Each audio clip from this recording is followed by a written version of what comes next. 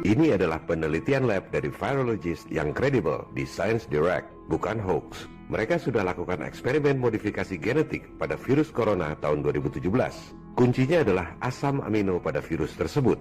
Kalau mau bikin virus corona berhenti menyebar, hilangkan asam aminonya.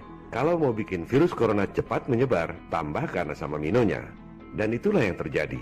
COVID-19 menyebar begitu pesat karena ada tambahan asam amino pada virus corona yang sebelumnya sudah ada. Pertanyaannya, penambahan asam amino pada COVID-19 itu alami atau buatan manusia?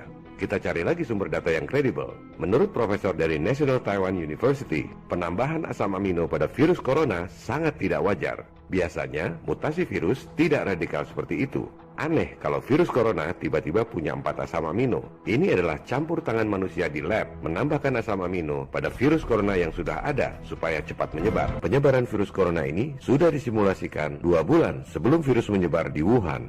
Hasil simulasi tersebut, COVID-19 menyebabkan kematian 65 juta orang. Penyebaran virus corona 2019 ini sudah didesain dan direncanakan dengan sangat matang. Jurus yang digunakan sebenarnya itu-itu juga. Seperti preman tebar paku di jalan.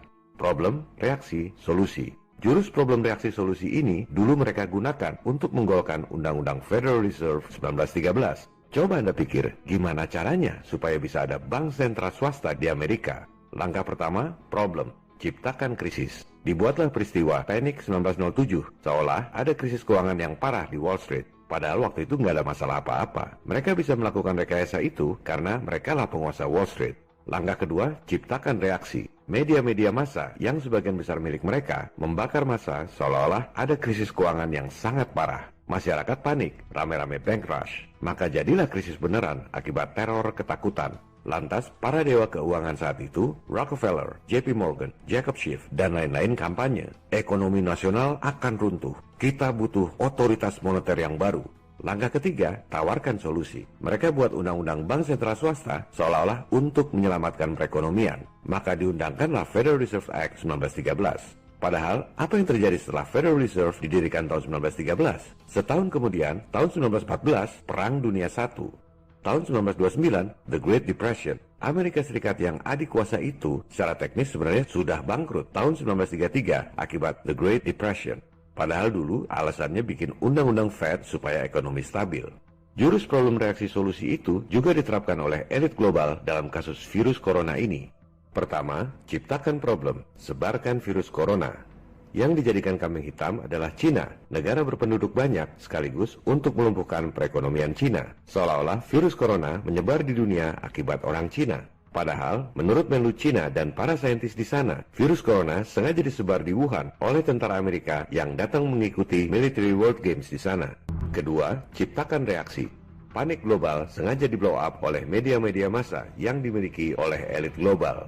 Waktu awal, jumlah kematian akibat corona masih sedikit. Tapi sudah sedemikian di-blow up untuk menciptakan panik massa.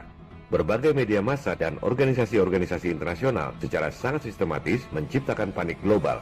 CNN, Fox, Time, CNBC, Al Jazeera, Google, YouTube, dan lain-lain semua milik elit global. Begitu juga lembaga-lembaga seperti WHO, PBB yang akhirnya menginstruksikan negara-negara di dunia untuk lockdown. Akibatnya, ekonomi hancur, nilai mata uang anjlok, pasar modal hancur, perbankan stop salurkan kredit. Ini memang tujuan mereka. Ketiga, seperti preman tebar paku, mereka nantinya akan datang pura-pura menawarkan solusi. Solusi pertama, vaksin. Elit global melalui kaki tangannya seperti PBB dan WHO akan menginstruksikan negara-negara untuk keluar anggaran dana penanganan virus di bawah kendali mereka. Solusi kedua, mereka akan datang pura-pura menawarkan solusi penyelamatan ekonomi. Utang-utang baru akan dikucurkan. Negara-negara di dunia makin tenggelam dengan utang-utang yang tak akan mampu dibayar. Memang itu tujuan mereka. Mereka bisa menawarkan utang miliaran dolar karena mereka bisa nyetak duit modal dengkul.